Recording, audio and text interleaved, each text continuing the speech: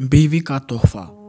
बीवी की खुशियों और ख्वाहिशों का ख्याल रखना शोहर की जिम्मेदारी है, क्योंकि वो आपके अलावा किसी से नहीं कह सकती। शोहर का प्यार, वक़्त और तवज्जो ही बीवी के लिए सबसे बेहतरीन तोहफा है। कुछ रिश्ते अल्लाह तबारक व तआला खुद ख़त्म करवाता है ताकि हमारी ज़िंदगी ख़राब ना हो सके। बेशक वो जो करता है बेहतर करता है। पसंद की शादी। बेटी जब पसंद की शादी का कहे तो उसे बेहया और बुरा ना कहो। पसंद की शादी बेटियों का हक है और हमारे नबी पाक अलैहिस्सलातु वस्सलाम की सुन्नत भी। ज़िंदगी उस अजान से शुरू होती है जिसकी नमाज नहीं होती, और उस नमाज पे ख़त्म होती है जिसकी अजान नहीं होती।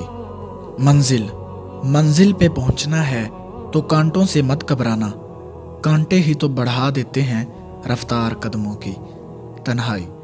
तन्हाई में गुनाह करने से बचो, क्योंकि उस गुनाह का गवाह खुद अल्लाह तबारक व तआला होता है। कामयाबी।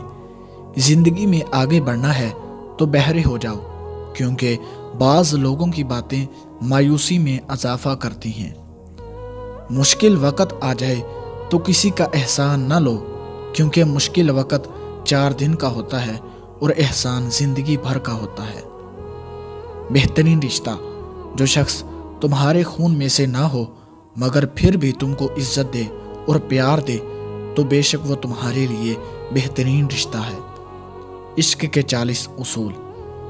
जिस तरह एक माँ बच्चे की पैदाइश के दौरान तकलीफ़ से दोचार होती है, उसी तरह एक नई शख्सियत को जन्म देने के लिए तकलीफ़ें उठानी पड़ती हैं।